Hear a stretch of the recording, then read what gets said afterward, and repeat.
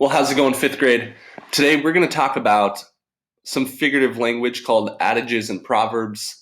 And this year we've looked at a lot of different types of figurative language, such as similes and metaphors, um, personification, idioms. We have done, I know we've done some more. I just can't think of them right now.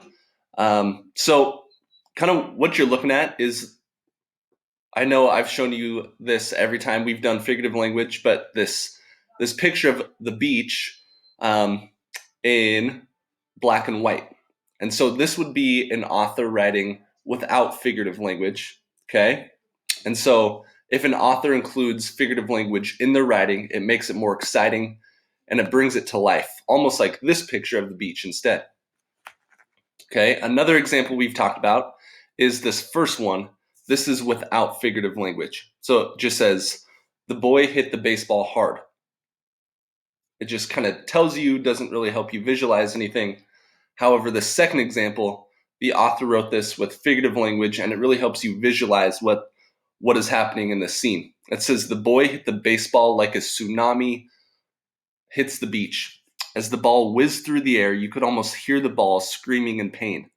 So we have a simile because it's comparing this baseball to a tsunami wave with the word like, but then it's also, if a baseball is screaming, it's having human-like qualities. So that's an example of personification.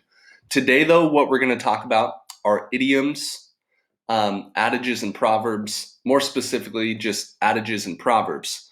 So remember, an idiom is a group of words that means something other than what the words say. And I think the one we've always gone back to is it's raining cats and dogs. So it literally means that cats and dogs are falling from the sky, but figuratively, it just means that it's raining really hard. Adages and proverbs are exactly like idioms in that they mean something other than what the words say. There's a figurative meaning, but there's also a literal meaning. But adages and proverbs are a little bit different because they're supposed to give you some practical life advice. So, for example, here's a few examples that you can see on the screen. Um, in bold, that's the example, and then down below, that's what it means. Um, Obviously, when you do your work today, you're going to see these adages and proverbs with a little more context. So you're going to be able to look around at the adage or proverb in order to help you come up with what it means. But let's take this one, for example. The early bird catches the worm. You might hear this said if, oh, maybe it is you're older and it's your first job interview, and you might hear your parents say, well, make sure you get there early because the early bird catches the worm. That doesn't actually mean that your parents are saying if you get to this job interview early, you're going to catch a worm. What it means is that if you get there early, you have a better chance of succeeding at it.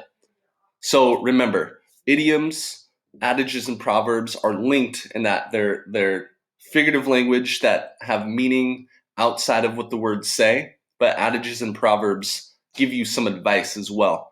I think of one this week. We're reading drama, and before a lot of plays or shows, people might say break a leg.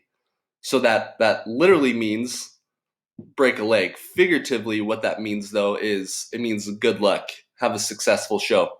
So fifth grade, I hope that helped today. Adages and proverbs, good luck, and go ahead and get started on your work.